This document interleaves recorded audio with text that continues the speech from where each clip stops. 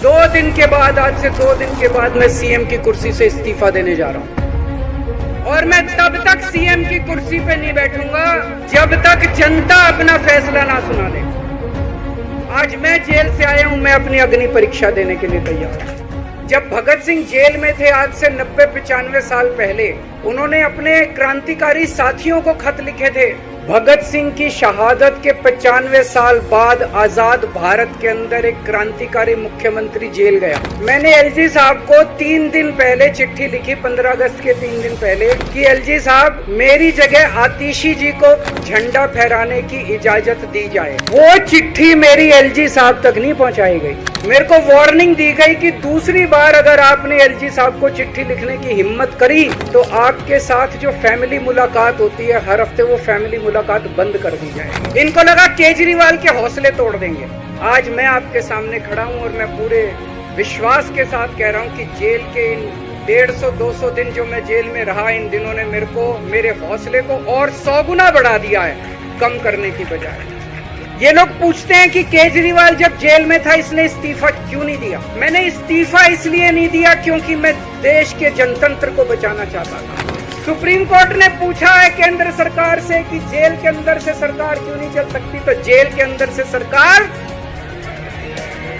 साबित कर दिया। सरकारी स्कूलों की हालत बहुत खराब थी, गरीबों के बच्चों का कोई भविष्य नहीं था। उन गरीबों के बच्चों को पिछले 10 साल के अंदर 18 लाख बच्चों को हमने सरकारी स्कूल अच्छे बना के भविष्य दिया है। हम ये कैसे कर पाए? हम ये कर पाए क्योंकि हम ईमानदार हैं। दिल्ली के अंदर हर सरकारी अस्पताल को शानदार बनाया, नए सरकारी अस्पताल खोले, गली गली में मोहल्ला क्लिनिक खोला, लोगों की चाहे अमीर हो चाहे गरीब हो सबका इलाज, सबकी दवाइयां, सबके टेस्ट, पूरा इलाज मुफ्त कर दिया। क्यों? क्योंकि हम ईमानदार हैं। आज दिल्ली की महिलाएं जब बस में सफर करती हैं उनकी टिकट नहीं लगती। बाकी देश की सरकारें घाटे में चल रही हैं, दिल्ली की सरकार ये सब सुविधा देने के बावजूद फायदे में चल रही है। क्यों? क्योंकि हम ईमानदार हैं। आज दिल्ली के अंदर इतनी सुविधाएं, 24 घंटे बिजली आती है आज दिल्ली में, पहले 8-8 घंटे के पावर लगते थे। हम ये कर पाए क्योंकि हम ईमानदार है।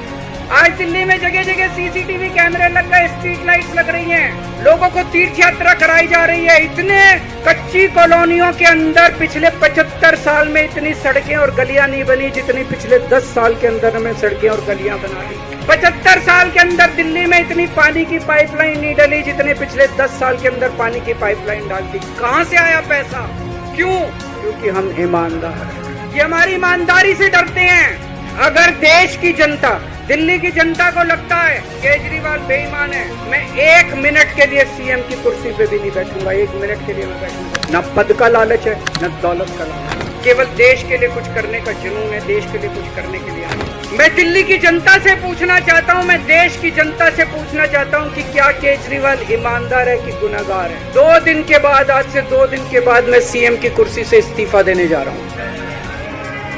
और मैं तब तक सीएम की कुर्सी पे नहीं बैठूंगा जब तक जनता अपना फैसला ना सुना दे। अगर आपको लगता है केजरीवाल ईमानदार है, मेरे पक्ष में वोट दे देना। अगर आपको लगता है केजरीवाल गुनहगार है, मेरे को वोट मत देना। अगर आप मेरे को वोट दे के जिताओगे और अगर आप कहोगे कि केजरीवाल ईमानदार है, तो चुनाव के बाद, उसके बाद जाके मैं सीएम की कुर्सी पे बैठूंगा। तब तक मैं सीएम की कुर्सी पे नहीं बैठूंगा। जब 14 साल के बाद भगवान राम वनवास से लौटे, सीता मैया को अग्नि परीक्षा देनी पड़ी थी। आज मैं जेल से आया हूं, मैं अपनी अग्नि परीक्षा देने के लिए तैयार हूं। फरवरी में चुनाव है। आज इस मंच से मैं मांग करता हूं कि ये चुनाव नवंबर में कराए जाए, महाराष्ट्र के साथ कराए जाए। जब तक चुनाव नहीं होते तब तक मेरी जगह आम आदमी पार्टी से कोई और मुख्यमंत्री बनेगा। अगले 2-3 दिन के अंदर विधायक दल की मीटिंग होगी और विधायक दल की मीटिंग में अगले मुख्यमंत्री के नाम का तय किया जाएगा। जो पीड़ा मेरे मन में है वो पीड़ा मनीष जी के मन में भी है। मनीष जी का भी कहना है कि ये दिल्ली के उप मुख्यमंत्री और शिक्षा मंत्री और मंत्री का पद तभी संभालेंगे जब दिल्ली की जनता कहेगी कि मनीष सिसोदिया ईमानदार है। हम दोनों जनता की अदालत में जा रहे हैं, गली गली जाएंगे, जनता के बीच में जाएंगे। 2020 में मैंने कहा था, मैंने अगर काम किया हो तो मेरे को वोट देना और काम नहीं किया हो तो वोट मत देना। कहा था कि नहीं कहा था?